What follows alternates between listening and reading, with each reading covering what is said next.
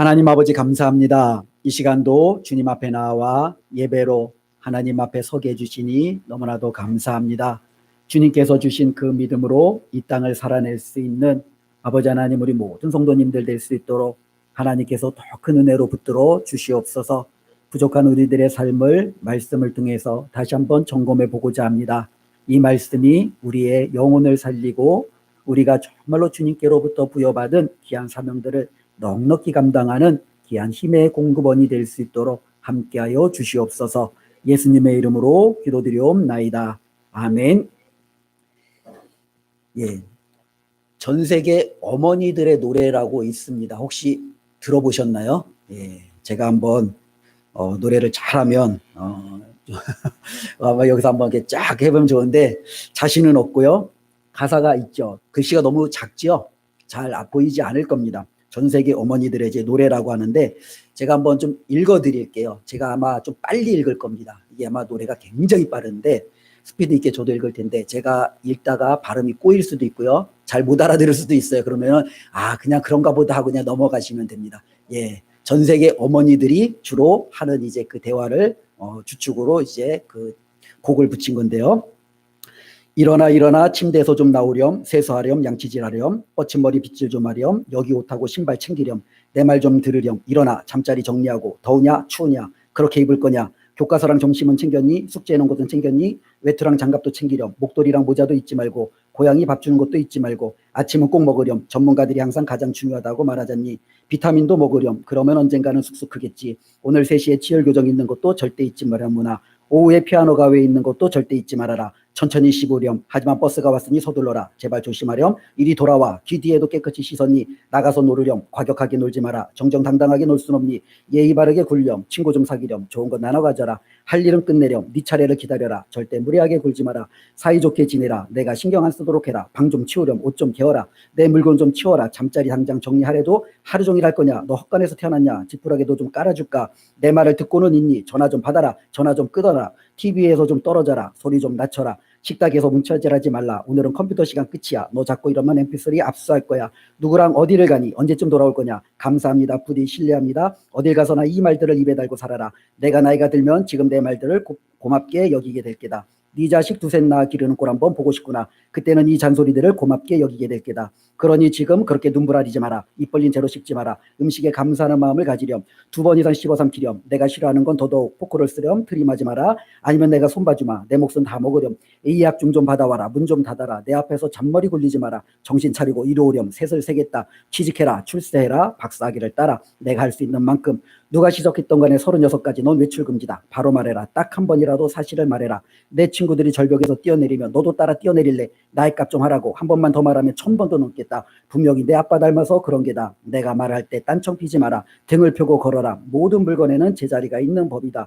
그러나 물건 좀 제자리에 놓으렴. 울음 좀 그쳐라. 아님 진짜 울게 해줄 테다. 세수 좀 하렴. 양치질 좀 하거라. 팬티 차림으로 돌아다니지 마라. 잠 좀 자거라. 한 번 안아주고 엄마랑 기도하자꾸나. 내가 널 사랑하는 걸 잊지 말아라. 그리고 너와 난 내일도 이 모든 걸 되풀이하겠지. 왜냐하면 엄마의 일은 끝나는 법이 없으니까. 이유 따윈 필요 없다. 왜냐하면 누누이 말했듯이 내가 네 애미다. 애미 빠방 이렇게 끝나는 거예요. 아멘이에요.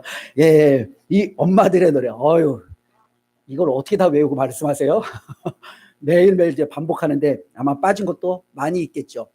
이제 우리 아버지들이 섭섭하잖아요. 전 세계들의 아버지들의 노래도 있어요. 예, 아버지들 노래. 그러다 어떻게 하면 에스크맘, 빠밤 이렇게 다 끝나는 거예요. 예, 제 아버지들의 노래는 되게 간단해요. 엄마한테 물어봐. 그럼 이제 다 끝나는 거예요. 야, 뭐 저희 집만 그런 줄 알고 우리나라만 그런 줄 알았는데 전 세계 아버지들의 노래고 또 어머니들의 노래다 보니까 아마 어느 정도 참 이렇게 공통성이 있는 것 같습니다. 특별히 오늘 이 전 세계의 어머니 또 이 아버지의 노래를 제가 이렇게 좀 가사를 좀 잠시 시간을 내서 읽어드리고 또 이렇게 보여드린 것은 어머니에 대한 부분들을 좀 한번 이야기를 하려고 이 말씀을 먼저 꺼냈습니다.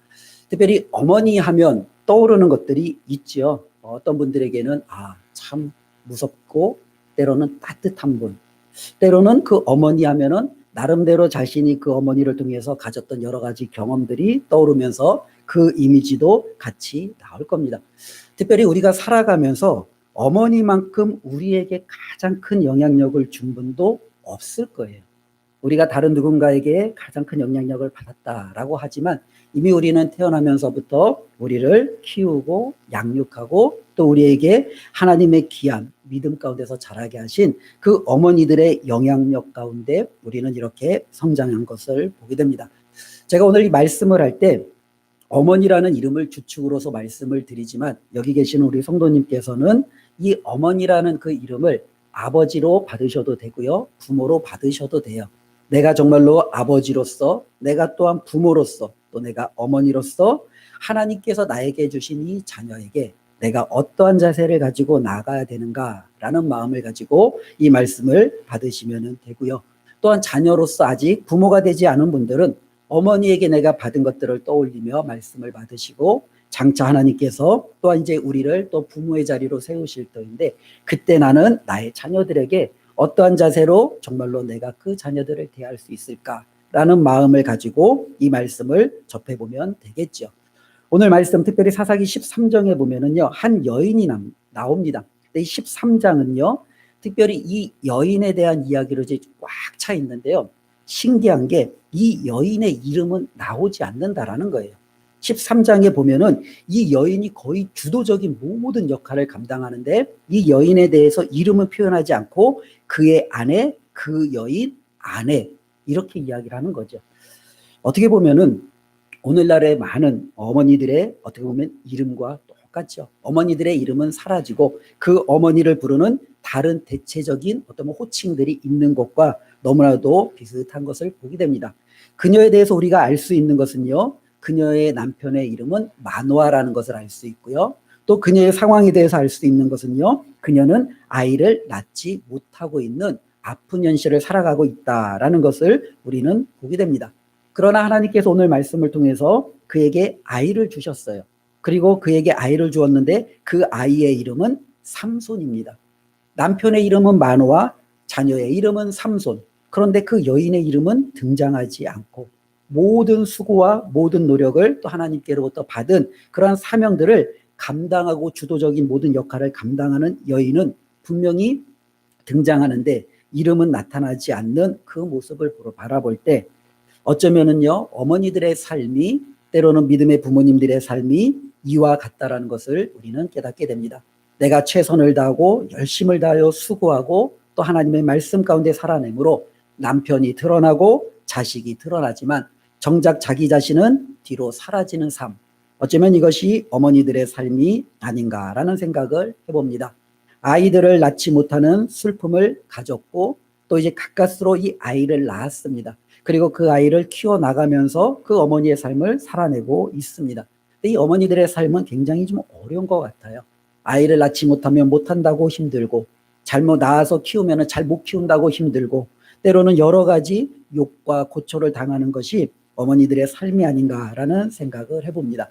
그런데 오늘 이렇게 이름 없는 그 한 여인을 통해서 또 그 한 아내를 통해서 또 그 한 어머니를 통해서 일하시는 하나님을 우리는 발견하게 됩니다. 어느 날 하나님께서 이 여인에게 나타나셔서 그에게 아들을 주실 것을 약속하시죠. 그는 나실인이 될 것이고 나실인으로서 어떻게 키워야 될지 하나님께서는 또한 그 여인에게 분명한 지침도 줍니다. 물론 그 여인은요, 가슴 깊이 하나님의 말씀을 잘 새겨 두었죠.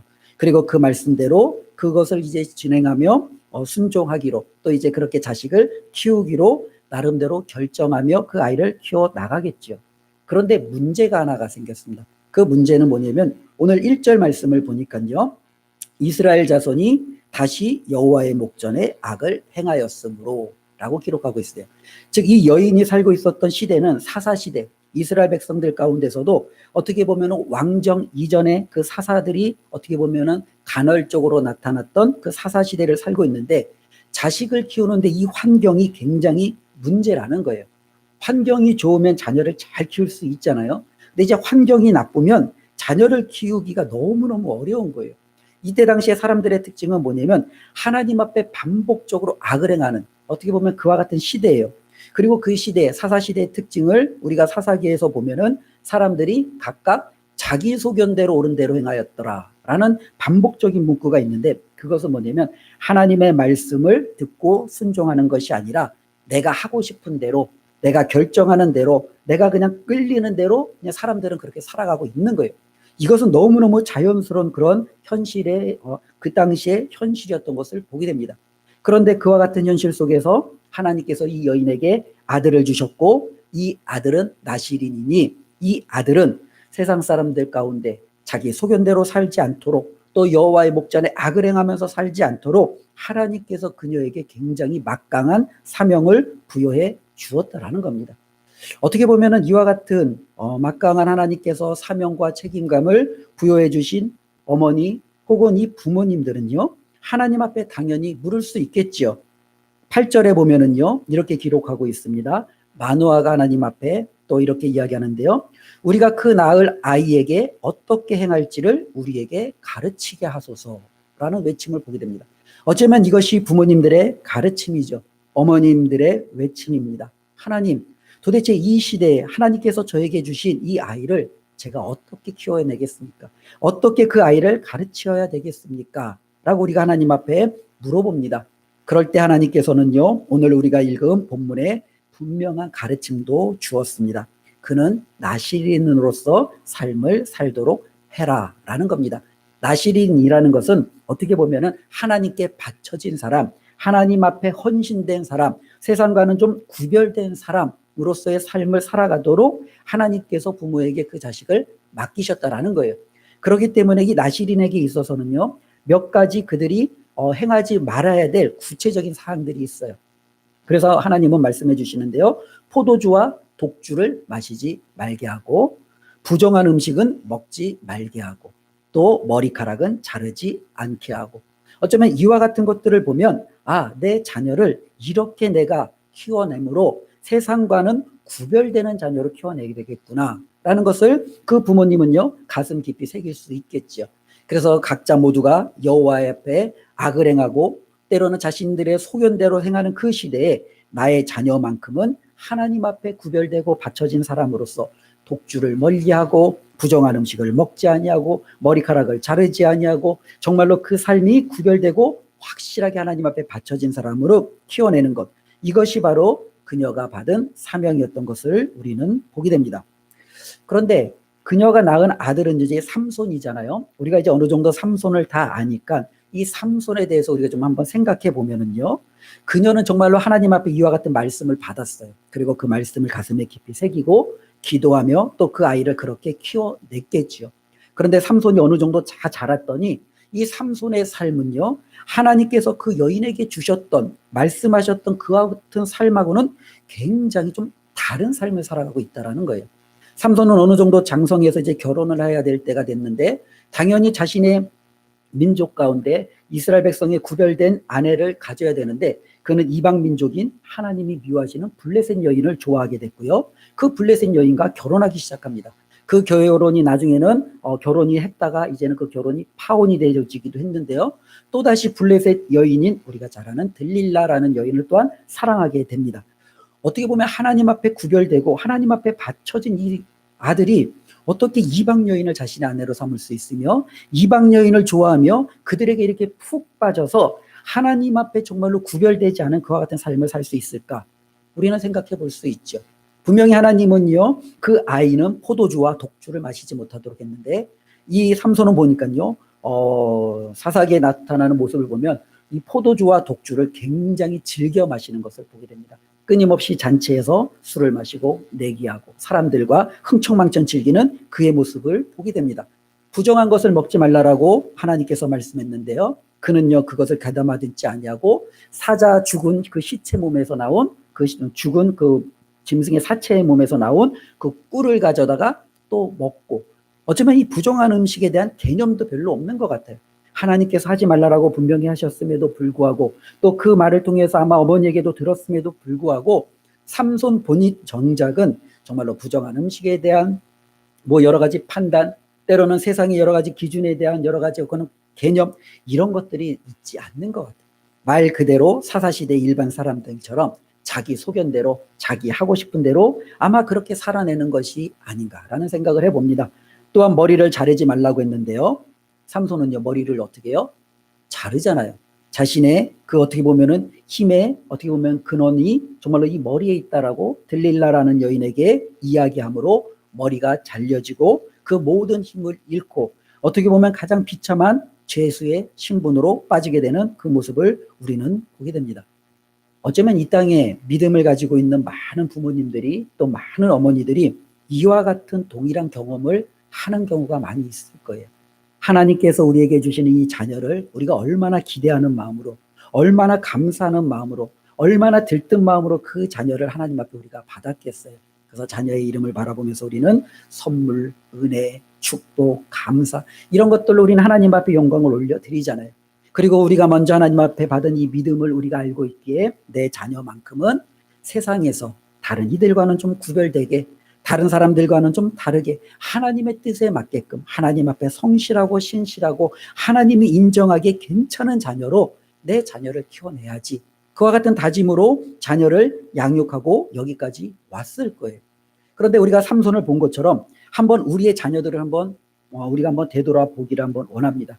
정말로 우리가 기도하고 우리가 마음에 품은 대로 정말로 나의 자녀가 세상에서는 좀 구별된 사람으로 하나님 앞에서는 좀 인정받는 자로 어떻게 보면은 정말로 믿음 가운데선 탁월한 자로 서 있느냐라는 그와 같은 생각을 한번 우리가 해보자라는 거죠.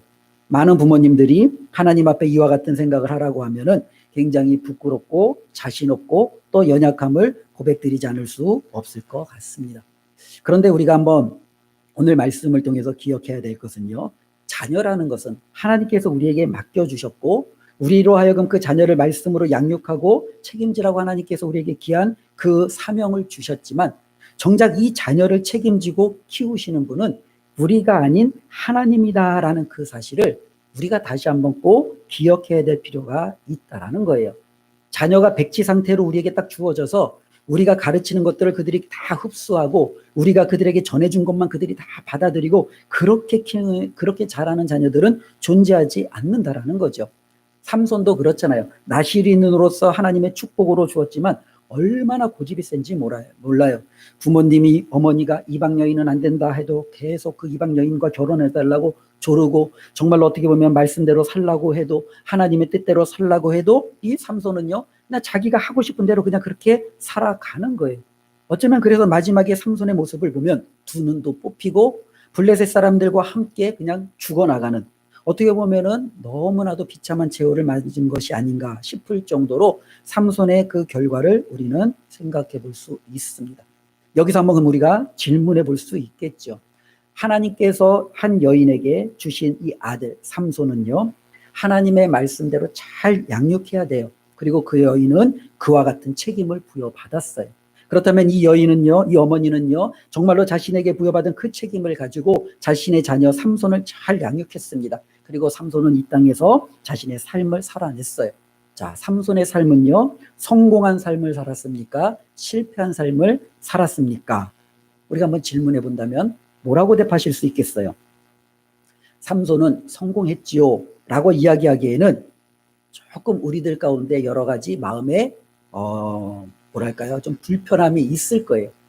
술 마시지 말라고 그랬는데 술과 함께 했던 사람, 부정한 음식은 가까이 하지 말라고 했는데 부정한 음식을 가까이 했던 사람, 나시린으로서 머리를 자르지 말고 정말로 하나님 앞에 구별되고 성실하게 살 것을 이야기했는데 이방 여인을 좋아하고 이방 여인을 위해서 자신의 어떻게 보면 가장 중요한 정체성도 내어놓고 어떻게 보면 끊임없이 고집으로 때로는 자신의 독단적인 판단으로 모든 것을 망친 것 같은 삶을 살아갔던 사람이 이 삼손인데 이 삼손의 삶을 가리켜 야 그는 그래도 성공한 삶을 살았지 라고 이야기하기에는 왠지 모르게 좀 불편할 수 있다라는 거예요. 그래서 이 삼손에 대한 이 평가를 우리가 하지 말고 하나님이 이 삼손을 어떻게 평가하시느냐라는 것을 한번 생각해 보는 것이 중요할 것 같습니다. 우리가 잘 아는 대로 히브리서 11장은요 믿음의 명부라고 하면서 믿음의 선조들에 대한 기록이 기록되어져 있습니다. 거기에는 다음과 같은 말씀이 기록되어져 있는데요. 내가 무슨 말을 더하리요? 기드온, 바락, 삼손, 입다, 다윗 및 사무엘과 선지자들의 일을 말하려면 내게 시간이 부족하리로다. 그들은 믿음으로 나라들을 이기기도 하며 의를 행하기도 하며 약속을 받기도 하며 사자들의 입을 막기도 하며 불의 세력을 멸하기도 하며 칼날을 피하기도 하며 연약한 가운데서 강하게 되기도 하며 전쟁에 용감하게 되어 이방 사람들의 진을 물리치기도 하며. 예, 하나님이 보시는 이 삼손의 모습은 어떠한 모습이었어요? 바로 믿음의 장부에 어떻게 보면 이 삼손이 떡하니 들어가 있는 것을 보게 됩니다. 만일 이와 같은 모습을 삼손의 어머니가 먼저 알았다면 얼마나 감사함과 기쁨으로 살아가겠습니까? 얼마나 그 안에 참 평안함을 가지고 그 자녀를 바라볼 수 있었겠습니까? 그러나 그 어머니는요, 그 부모님은요, 아직 삼손이 어떠한 삶으로 하나님 앞에 평가받을지는 알 수 없어요. 다만 자신들에게 부여한 부모로서의 사명을 최선을 다해서 해 나가는 거예요. 아들은 자신의 기대와 자신의 어떻게 보면 바람과는 전혀 상관없는 삶을 살더라도 그들은 여전히 부모로서 해야 될 일을 넉넉히 감당하며 나아가는 것을 우리는 보게 됩니다. 자, 이와 같은 사실은 정말로 오늘날 자녀들을 양육하고 키우는 우리 어머니들과 또 우리 아버지들과 우리 부모님들에게 엄청난 힘과 격려가 된다라는 거예요. 하나님이 보시는 그 평가의 기준이 어쩌면 우리가 보는 평가의 기준하고 좀 다를 수 있구나. 하나님께서 정말로 나의 자녀들을 이끌어 가시는 그 삶의 방향이 어쩌면 우리의 기대치하고는 좀 다른 수준에서 하나님께서 보실 수도 있겠구나라는 것을 우리가 볼 수 있다라는 거죠. 오늘 말씀은 읽지는 않았지만 13장 24절을 한번 보겠습니다. 우리 마지막 절에 보면은요. 우리 24절, 예, 13장 24절을 우리 한번 다 같이 한번 읽어볼까요? 시작.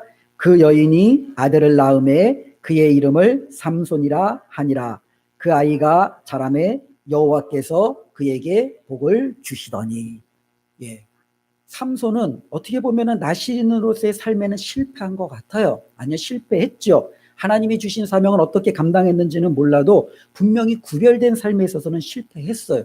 그런데 어떻게 그와 같은 사람이 정말로 이렇게 히브리서에 있는 믿음의 정말로 그와 같은 선조로서 떡하니 등장할 수 있는가? 답은 하나죠. 하나님이 그에게 복을 주셨기 때문에 그래요.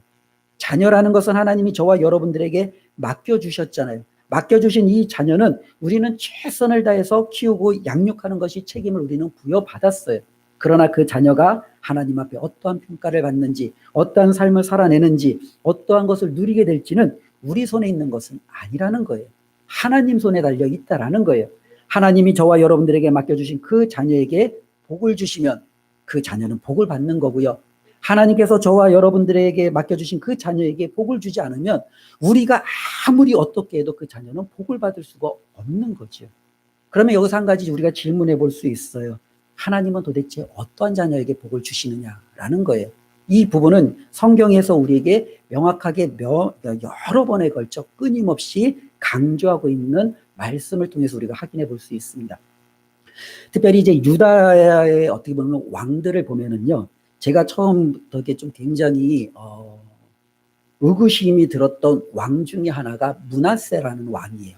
그러니까 남유다는요, 르호보암 때부터 이제 마지막 왕 시드기야 때까지 무수한 왕들이 거쳐 지나갔잖아요. 근데 이 무수한 왕들 가운데 가장 악한 왕이 누구냐라고 할 때 므낫세를 꼽아요.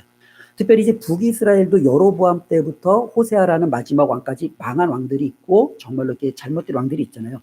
그럼 양쪽을 다 합쳐서 그럼 가장 악한 왕이 누구냐라고 한다면 저도 그때 당연히 므낫세다라고 이야기를 할 것 같아요. 이 므낫세는요, 하나님 앞에 정말로 악한 왕이었어요. 얼마나 악한 왕이었냐면은 그는요 정말로 아버지가 산당을 다 쳐버렸는데 산당을 다 부활시켜버렸어요. 그리고 그는요 예루살렘 성전에다가 바알과 아사랴를 섬길 수 있는 제단을 세우고 거기서 제사를 드리게끔 합니다. 그는요 어떻게 하냐면 자신의 아들을 이방신에게 번제로 바치는 일도 서슴하지 않았어요.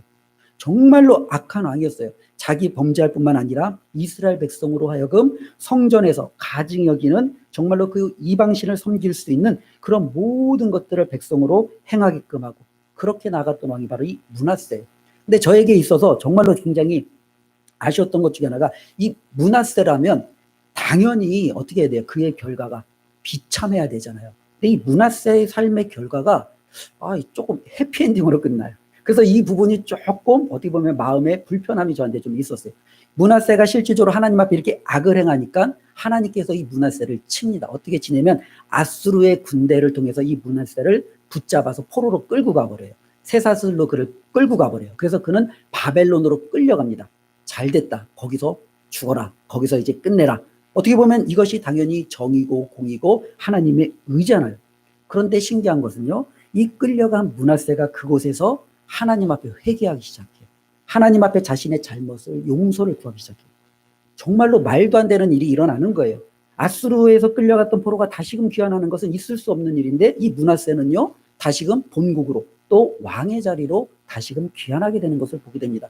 그래서 그 마지막에 남은 생애는 어떻게 살아가냐면, 지금까지 그가 했던 산당들을 제거하고 제단에, 하나님의 성전에 이방의 제단을 세웠던 것들을 제거하고 자신이 하나님의 말씀대로 살며 이제 그 마무리를 하는 것을 보게 됩니다.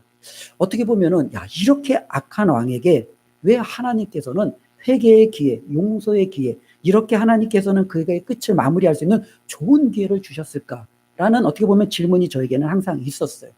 그런데 그 질문의 대답 중에 하나가 뭐냐면 그의 아버지에게 있다라는 거예요. 이 므낫세의 아버지가 누구냐면 바로 히스기야예요. 히스기야는 우리가 계속적으로 살펴본 것처럼 정말로 하나님 앞에 굉장히 성실하고 인정받았던 왕이에요. 그의 믿음만큼은 하나님이 인정해 주었던 왕이에요. 하나님 앞에 언제나 정직하게 또 하나님 앞에 신실하게 믿음을 지켰던 왕이에요. 정말로 그렇게 하나님 앞에 인정을 받았던 왕에게 정말로 가장 악한 자식이 나왔고, 그 가장 악한 자식이 하나님의 심판으로 멸망을 받아도 쌈에도 불구하고 하나님은 그 아들을 다시금 회개의 기회로 하나님의 축복의 자리로 불러주시는 것을 우리는 보게 됩니다. 도대체 하나님은 왜 이 므낫세를 이렇게 축복하시느냐라는 부분이죠. 시편 103편 17편 17절 18절 말씀을 제가 한번 읽어보겠습니다. 여호와의 인자하심은 자기를 경외하는 자에게 영원부터 영원까지 이르며 그의 공의는 자손의 자손에게 이르리니 곧 그의 언약을 지키고 그의 법도를 기억하여 행하는 자에게로다. 예. 하나님의 은혜, 하나님의 인자하심이 어떠한 사람에게 임해요? 하나님을 경외하는 자에게, 하나님의 말씀을 기억하며 지키는 자에게 하나님의 놀라우신 은혜가 임한다라고 합니다. 당연하지요. 근데 여기에서 멈추는 게 아니라 방금 읽은 그 시편 말씀은 뭐라고 그래요? 하나님을 경외하고 하나님의 말씀을 지키는 그뿐만 아니라 그의 자손에 이르기까지 하나님의 은혜가 미친다라고 이야기를 하고 있습니다. 어쩌면 므낫세가 받은 은혜는 아버지 정말로 히스기야가 하나님 앞에 성실하게 살아냈던 그 믿음에 대한 하나님의 축복의 반응이었던 거죠. 어쩌면 이 삼손은요, 나실인으로서 제대로 된 삶을 살지 못했지만 어머니가 정말로 그와 같은 척박한 환경 속에서도 하나님의 말씀을 붙들고 그 자녀를 위해서 살아냈던 믿음의 결과물임을 우리는 깨닫게 되는 겁니다. 어쩌면 이 땅에 있는 많은 자녀들이 바로 하나님 앞에 그와 같은 축복의 자리로 나아갈 수 있다라는 거예요. 내 자녀는 환경 세상에서 정말로 헤어나오지를 못해요. 내 자녀는 믿음이 너무너무 없는 것 같아요. 내 자녀를 내가 어떻게 해야 될지도 모르겠어요. 당연히 안 되죠. 힘들죠. 어렵죠. 정말로 나신으로 구별되며 태어났던 이 삼손조차도 그의 어머니, 그의 아버지가 어떻게 할 수가 없었어요. 그러나 하나님은요, 그 어머니와 그 아버지의 그 삶을 보시고 하나님을 경외하는 그들의 믿음을 보시고 끝까지 삼손을 붙드는 것을 보게 됩니다.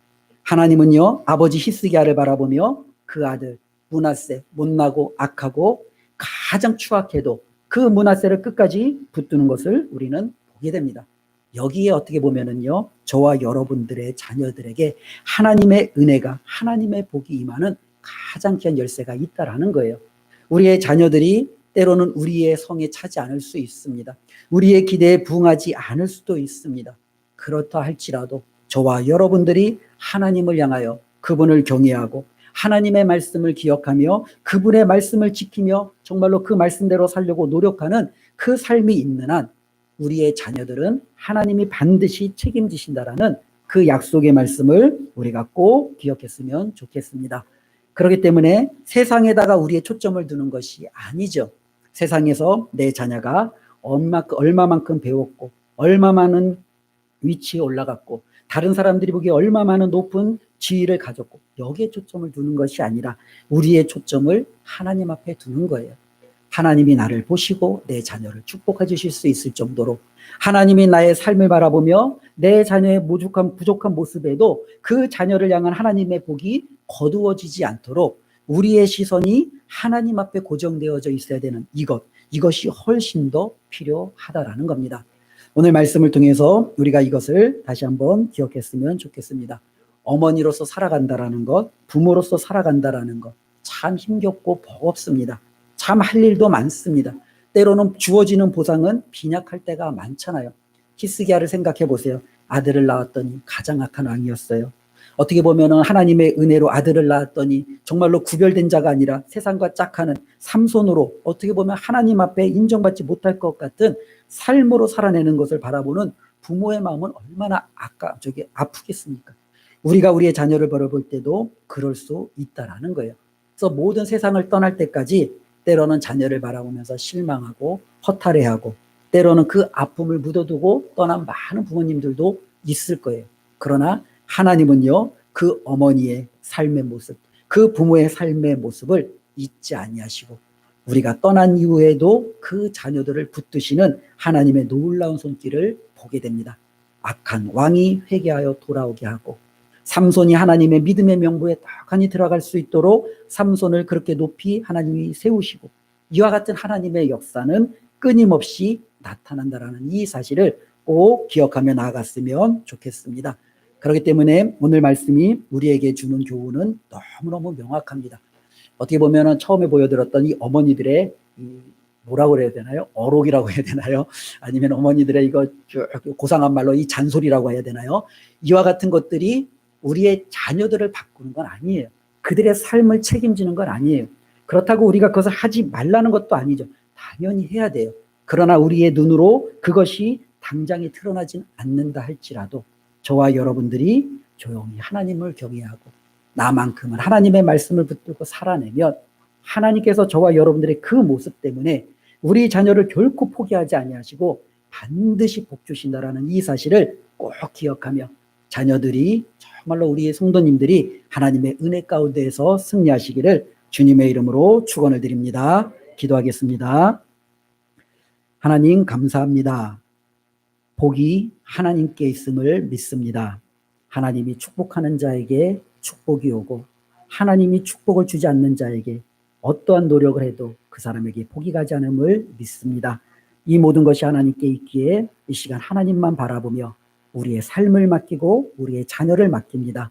하나님, 우리의 가정을, 우리의 자녀를, 우리의 삶을 축복하여 주시옵소서. 예수님의 이름으로 기도드리옵나이다. 아멘.